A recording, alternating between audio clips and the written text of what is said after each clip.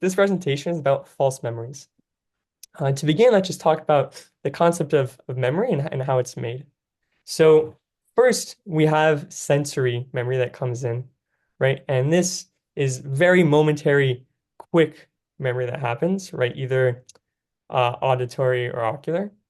And of that sensory information, what we pay attention to shifts to our working memory.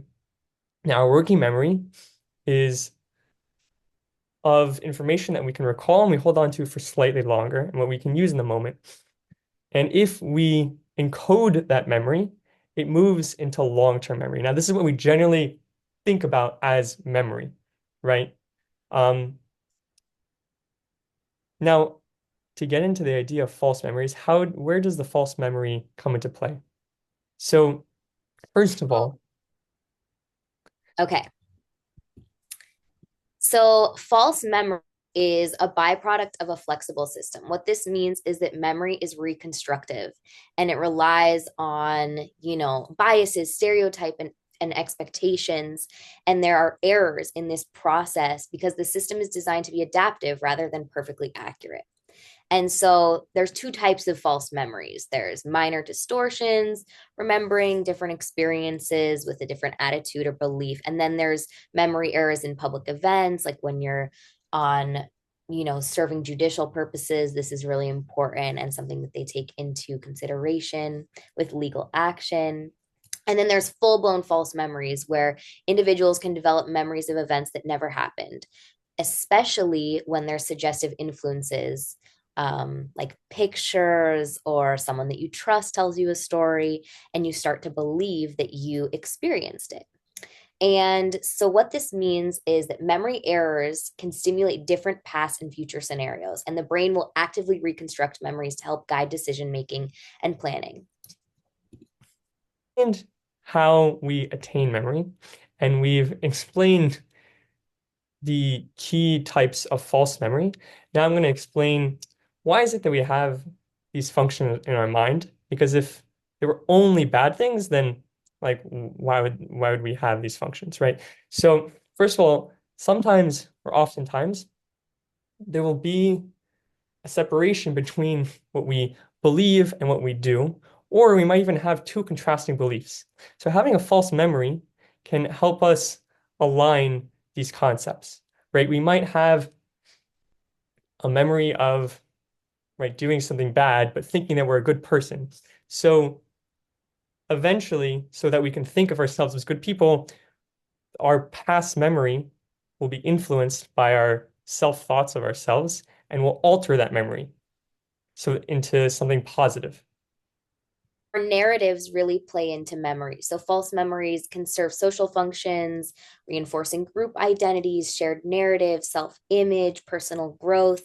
Whatever it is, you are always living through the lens of your own thoughts. And so, what this suggests is that memory can be influenced by external factors like suggestion, imagery, social dynamics, and techniques such as imagination, guided imagery, social reinforcement can lead to false memories. And this is particularly relevant in cases of recovered memories like childhood. And we're going to act that out for you guys in just a moment. Memory distortions are due to misinformation and have been linked to faulty reconstructive processes during memory retrieval and the reactivation of brain regions involving in the initial encoding of misleading details. So, what this means is memory is not designed for perfect recall, but for adaptability, and false memories are an inevitable outcome of a system that balances efficiency and accuracy.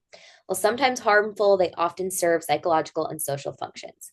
Now you're going to get to see us act out what this looks like in real life practice. Okay, so here's the first scenario. I'm the child, and Gabby's my parent, and we are in a picnic. And at this picnic, we sit down, we've got a sheet on the grass, and we're eating, and it's very calm and relaxed. And we're there for an hour or so, and then eventually it gets cold, and we leave. Years later, we're recalling the events of this really lovely picnic. And Shy, being a little kid, doesn't remember. So he asks me, his mom, what happened at the picnic? And I tell him all about the picnic.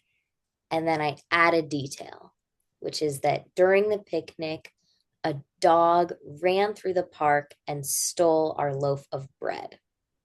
Gabby's a friend of mine, and a few years have passed. And I'm going to tell her about this crazy experience I had.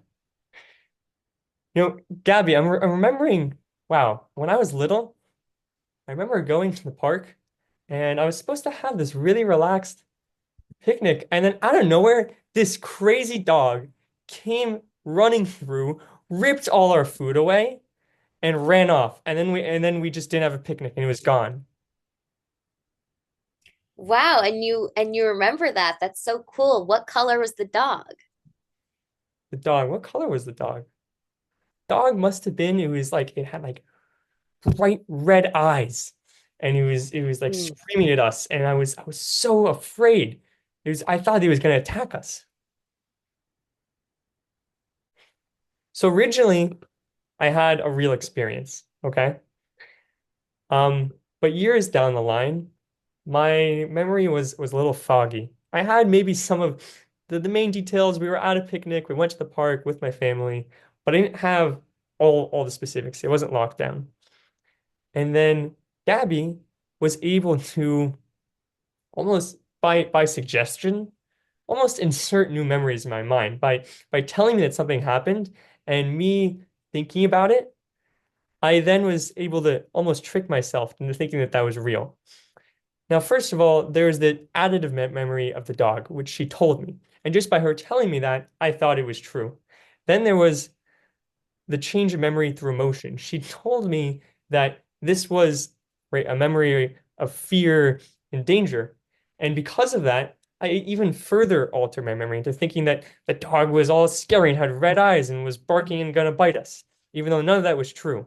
But I started thinking that because I had these altered emotions connected to the memory. So false memories occur because our brain mistakenly re-encodes new or misleading information into our existing memories.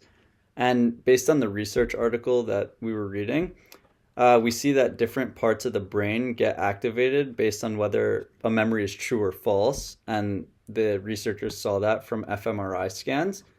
So true memories activated sensory regions like our hippocampus and visual cortex, which are more related to actual experiences, and false memories activated areas that have to do with imagination, like our prefrontal cortex.